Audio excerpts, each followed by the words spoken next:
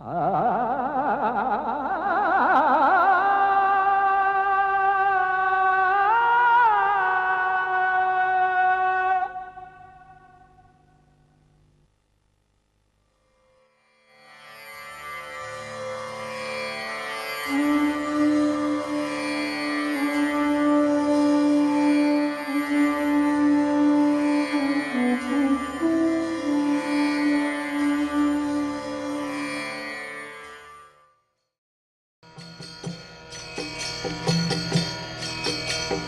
Krishna,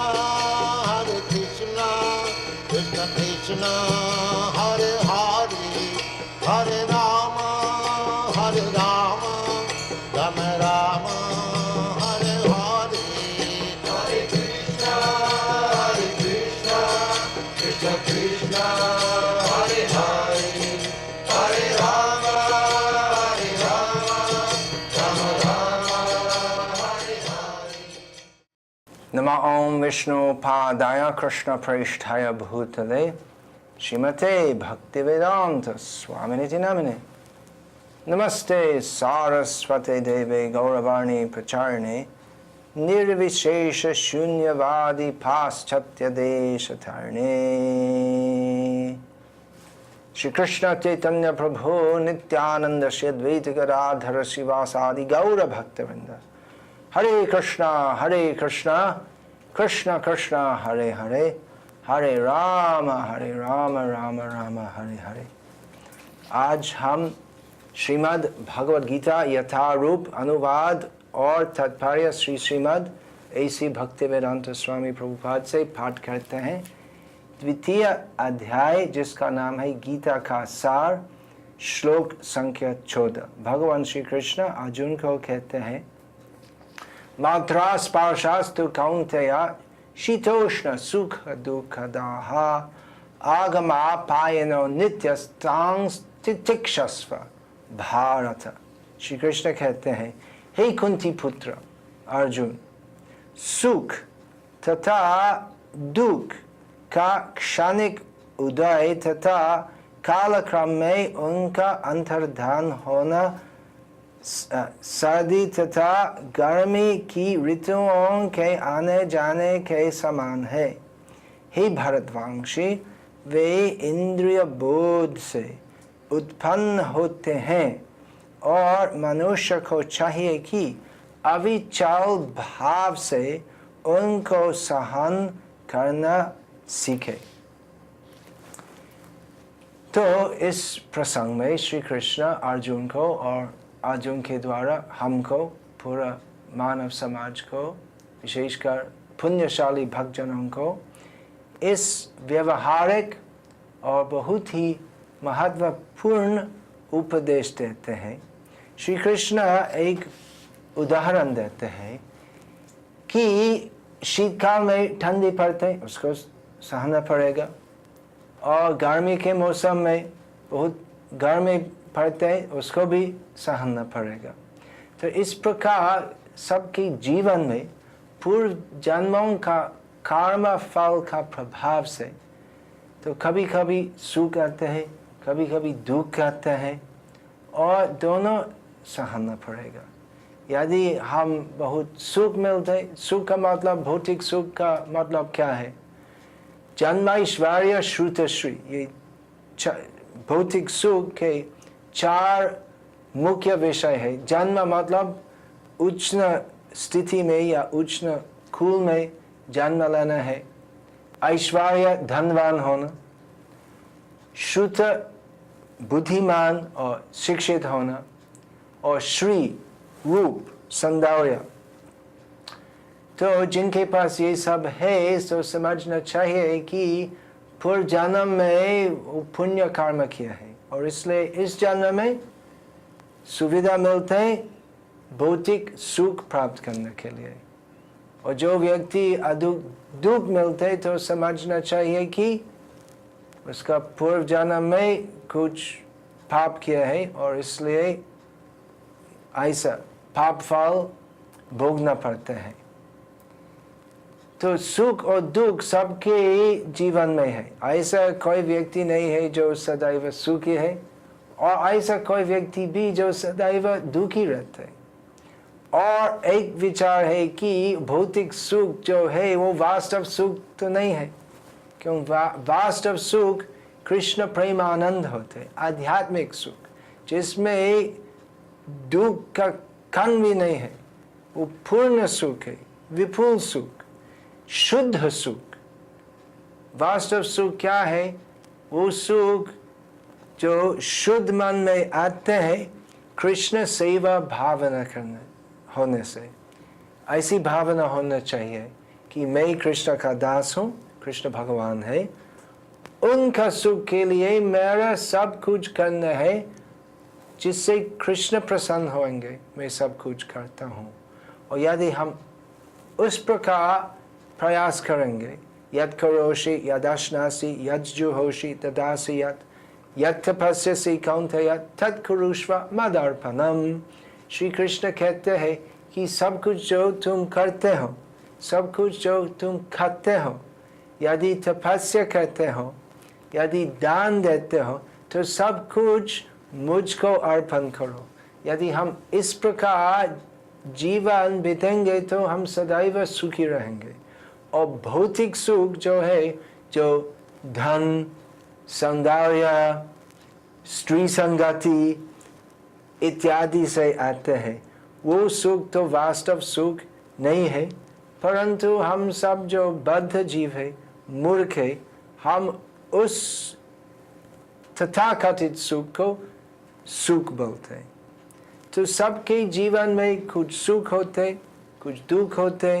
कुछ लोग तो विशाल भौतिक सुख मिलते और कुछ लोग विशाल भौतिक दुख मिलते।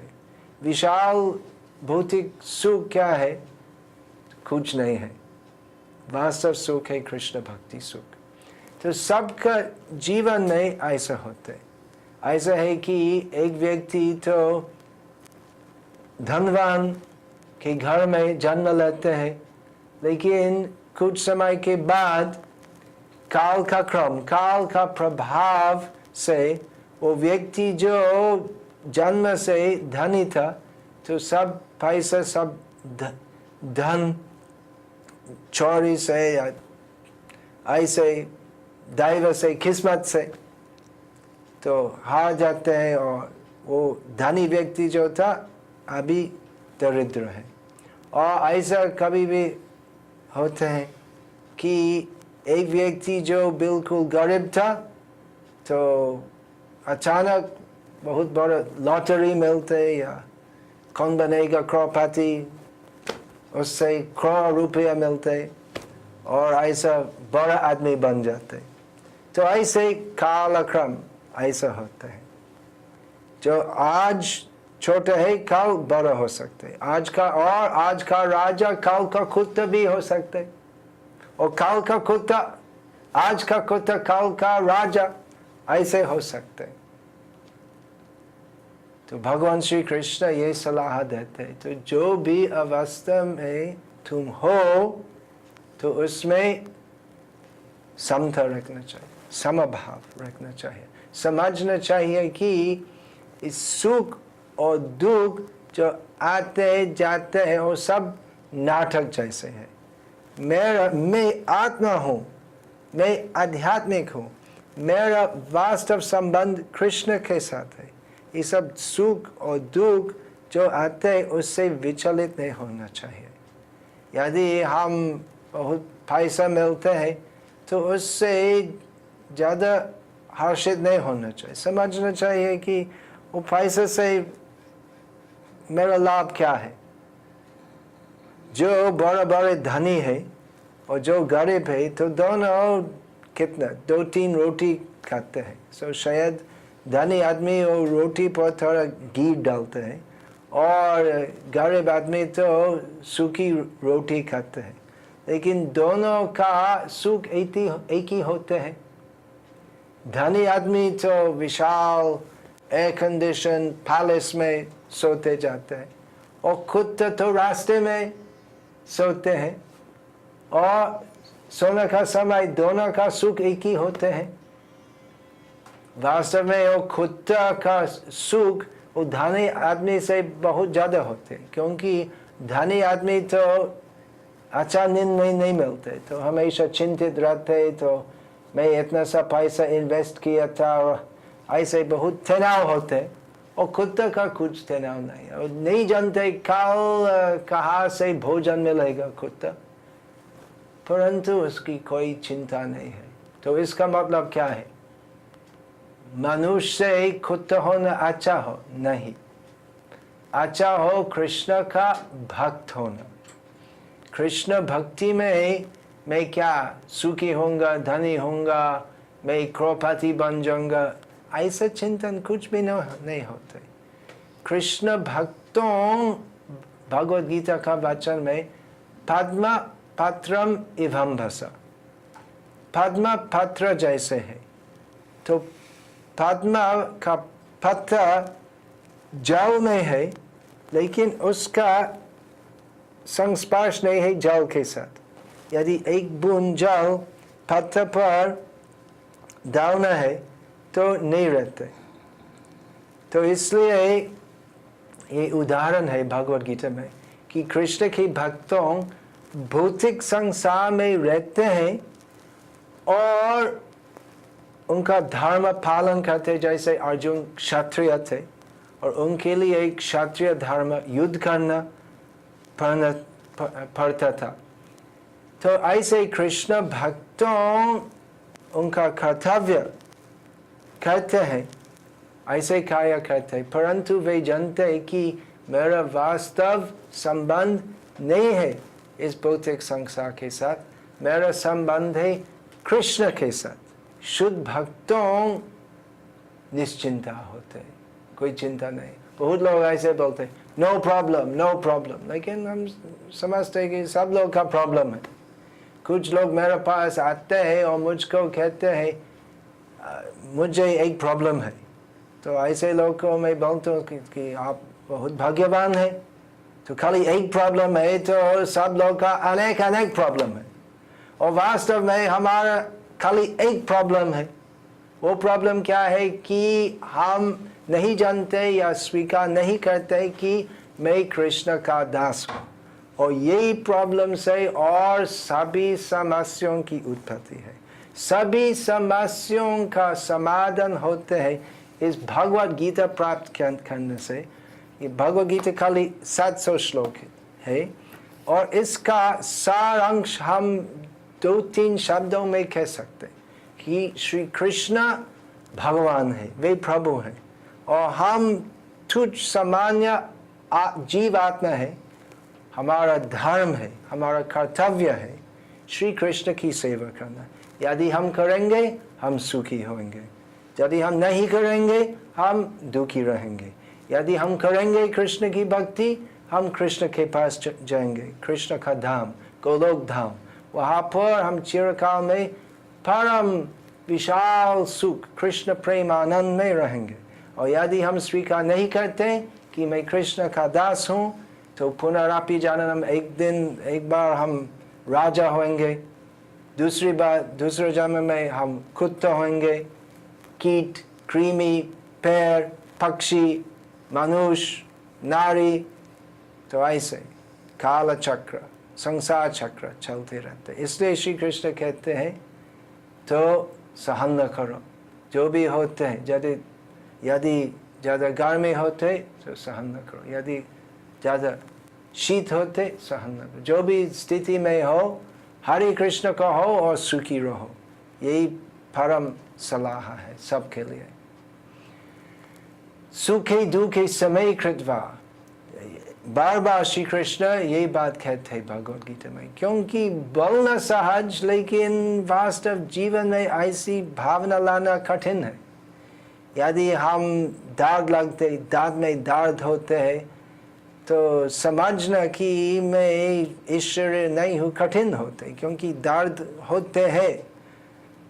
हम सब जानते हैं, सबका टूथे कभी कभी होते, तो उससे बड़ा दर्द, सिर दर्द होते, कितने अंगों में दर्द हो, पीठ में, तो कितना सारे रोग होते। डॉक्टर वे सब बोल सकते हैं, शायद, मुझे मालूम नहीं। बहुत रोग है और छोटा बड़ा दर्द होते हैं, तो ये सब सहना कठिन है, परंतु संभव है यदि हम समझते कि इस शरीर में मैं नहीं हूँ, इस शरीर क्षणिक है, कुछ दिन के बाद उसका मरण होगा। जितने भी हम विटामिन्स खाते हैं या योग व्यायाम करते हैं, प्राणायाम करते हैं या ज्योतिष के पास जाते हैं और यज्ञ बनाते हैं जिससे हमारा चिरायु होगा, तो एक दिन आएगा जिसमें हम राम नाम सत्य है सुनेंगे, राम नाम सत्य है, शमशान जाने का समय राम नाम सत्य है। लोग बोलते हैं, लोग अच्छा हो शमशान जाने के पहले राम नाम सत्य है कहना, क्योंकि हम नहीं कहते इसलिए राम नाम सत्य ही है, लेकिन हम इस भौतिक संसार में वापस आते हैं। तो समझना चाहिए कृष्ण कृष्ण नाम, राम राम नाम सत्य है, और सब कुछ जो इस भौतिक संसार में असत है, इसलिए सब कुछ जो चलते है इस भौतिक संसार में, तो उससे उदासीन होना चाहिए। इसका मतलब नहीं है कि हम किसी भी जिम्मेदार नहीं लेंगे, ऐसा नहीं है कि यदि आप गृहस्थी हो, हम बोलते सब कुछ छोड़ दो, सन्यासी बन जाओ, हम ऐसे नहीं बोलते। जो भी कर्तव्य है उसको पालन करो, लेकिन मन में समझ लो कि इस भौतिक संसार और सब कुछ जो इसके अंदर में है, ये सब अनित्य, अस्थायी, क्षणिक है, और कृष्ण भगवान वे सनातन है, मैं भी सनातन हूँ, वे महान है, मैं छोटा हूँ, और इसलिए इस भौतिक संसार में इस सभी प्रकार के सुख और दुख के बीच यदि हम कृष्ण की सेवा करेंगे, शुद्ध कृष्ण भक्ति करेंगे, तो भगवान श्री कृष्ण की दया से हम भगवान के पास जाएंगे।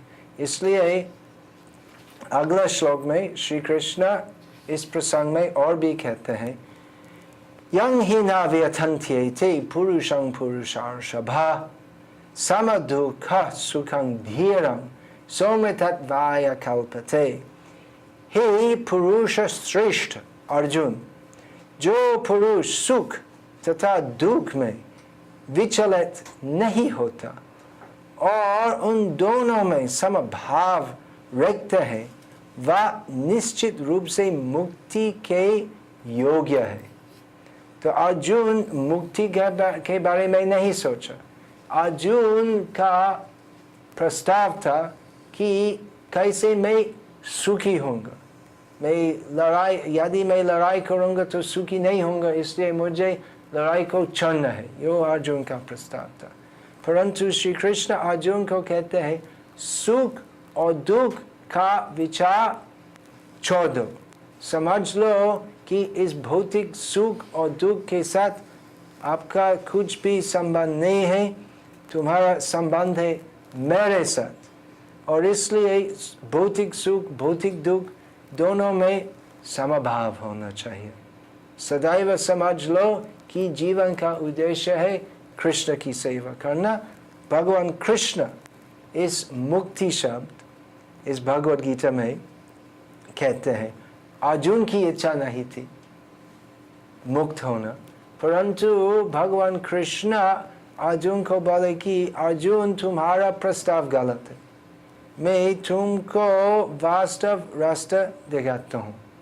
तुम भौतिक सुख चाहते हो और मैं तुमको ऐसे रास्ते दिखाता हूँ जिससे वो क्षणिक तुच्छ तथाकथित भौतिक सुख से और विशाल सुंदर पूर्ण सुख मिलेंगे। इस सुख के लिए प्रयास करो, मुक्त बन जाओ। संसार जिसमें जन्म मृत्यु जरा व्याधि दुख होते, उससे मुक्त हो जाओ। कैसे मुक्ति प्राप्त होती है? तो इस भौतिक संसार से उदासीन होना चाहिए। मतलब वो सुख और दुख जो आते हैं जाते आते जाते रहते हैं, तो उससे उदासीन होना चाहिए। इसका मतलब क्या है? सुख में दुख में कृष्ण सेवा करना चाहिए। जो भी स्थिति हम में हो हरे कृष्ण कहना चाहिए और सुखी रहना चाहिए, और इस प्रकार हम मुक्ति के लिए योग्य होंगे। वास्तव में वो मुक्ति का मतलब है कृष्ण भक्ति। वास्तव मुक्ति है कृष्ण भक्ति में। यदि हम कृष्ण भक्ति करेंगे, यदि हम तन मन धन वचन सब कुछ श्री कृष्ण की सेवा में अर्पण करते हैं, तो हम जीवन मुक्त कहते हैं। इस जीवन में भी हम मुक्त हैं। हम संसार बंधन से मुक्त होते क्योंकि हम समझते कि सुख होते दुख होते हैं, लेकिन इसमें मेरा कुछ संबंध नहीं है। तो ऐसे सुखी होना चाहिए। आध्यात्मिक स्तर पर समझना चाहिए क्या सत्य है, क्या मिथ्या है, क्या सत्य है, क्या असत्य है। इसके बारे में श्री कृष्ण और भी बोले, नासतो विद्यते भावो न भावो विद्यते सतः उभयोः अपि दृष्टोऽन्तस्त्वनयोः तत्त्वदर्शिभिः। तत्वदर्शियों ने यह निष्कर्ष निकाला है कि असत भौतिक शरीर का तो कोई चिर स्थायित्व नहीं है, किंतु सत आत्मा अपरिवर्तित रहते हैं। उन्होंने इन दोनों की प्रकृति के अध्ययन द्वारा यह निष्कर्ष निकला है। तो समझना चाहिए सत क्या है और असत क्या है। सत क्या है? भगवान, आत्मा, और असत क्या है? भौतिक प्रकृति जिससे इस भौतिक शरीर गठित है। तो मैं इस शरीर नहीं हूँ, इसको समझना चाहिए। बहुत सरल है इसको समझना, परंतु माया का प्रभाव से हम नहीं समझते। अहम ब्रह्मास्मि, मैं आध्यात्मिक हूँ, मैं भौतिक नहीं हूँ। तो जो आध्यात्मिक है, सनातन है, उसका फायदा और विनाश कभी भी नहीं होते हैं। और जो असत, जो भौतिक है, उसका फायदा होते हैं, नाश होते हैं। मैं आत्मा हूँ, मैं सत्य हूँ, मैं सनातन हूँ, मैं कृष्ण का दास हूँ। तो ये सब समझना चाहिए। तो इसके बारे में सब डिटेल्स भगवान कृष्ण भगवत गीता में कहते हैं। तो ये बात सार अंश है कि मैं कृष्ण का दास हूँ, मेरा वास्तव संबंध नहीं है इस भौतिक संसार के साथ। इसलिए मेरे लिए एक ही कल्याण पंथ है, ये समझना कि कृष्ण भक्ति करना चाहिए। सुख आएगा दुख आएगा, सुख जाएगा दुख जाएगा, जो भी होते हैं मुझे कृष्ण भक्ति करना है। तो कैसे कृष्ण भक्ति करना? वो भी बहुत सरल। इस कलि युग में विशेषकर हरि नाम के द्वारा, हरे नाम एव केवलम कलौ नास्त्येव नास्त्येव नास्त्येव गतिरन्यथा। इस कलि युग में एक ही उपाय है परम गति प्राप्त करने के लिए, वो कृष्ण नाम है। विशेषकर हरे कृष्णा कृष्ण कृष्ण हरे हरे, हरे राम राम राम हरे हरे। यदि हम सदैव मुँह से या मन ही मन हरे कृष्ण महामंत्र जपते रहते हैं, हम भौतिक सुख और दुख दोनों से उदासीन होंगे और हम सदैव कृष्ण प्रेम सागर में डूब जाएंगे। हरे Krishna. The ancient wisdom that you have just heard is contained in the publications of the Bhaktivedanta Book Trust.